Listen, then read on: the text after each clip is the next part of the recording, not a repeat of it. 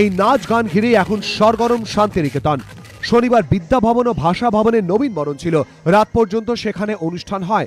এই অনুষ্ঠান নিয়ে ক্ষুব্ধ বিশ্বভারতীর আশ্রমিক থেকে অধ্যাপকদের একটা বড় অংশ। তাদের দাবি এটা বিশ্বভারতীর সংস্কৃতির সঙ্গে খাপ খায় না। মূল্যবোধের অবক্ষয় শুরু হয়েছে।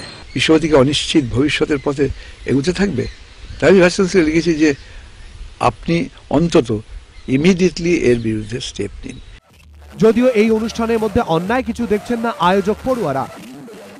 অনেক ছাত্রছাত্রী আছে যারা বাংলার ভাষাটা বোঝেনি। এই কথাগুলো মাথায় রেখে, যে ভাষা এবং জাতির কথাটা মাথায় রেখে সমস্ত ভাষা দিয়ে এই প্রোগ্রামটাকে সাজানো হয়। নবীন বরণ অনুষ্ঠান ঘিরে বিতর্ক তৈরি হওয়ায় কড়া পদক্ষেপ নিয়েছে বিশ্ববিদ্যালয় কর্তৃপক্ষ। এই ঘটনা ঘটে থাকলে অত্যন্ত দুঃখজনক এবং একেবারে অবাঞ্ছিত। নবীন বরণের নামে কিছু ছাত্রছাত্রী যদি তারা এই ধরনের অভব্য আচরণ করে থাকে, এটা অত্যন্ত নিন্দনীয়। রেজিস্ট্রারকে বলেছি ইমিডিয়েটলি ইনকোয়ারি কমিটি শুরু করতে। কদিন আগেই দফায় দফায় ছাত্র সংঘর্ষ শিরোনামে আনে বিশ্বভারতীকে। ক্যাম্পাসে নিজস্ব সংস্কৃতি ফেরানোর দাবিতে শুক্রবার পদযাত্রা করেন বিশ্বভারতীর অধ্যাপক আশ্রমিকরা। কিন্তু তার 24 ঘন্টা কাটতে না কাটতে বিশ্বভারতীতে নয়া বিতর্ক।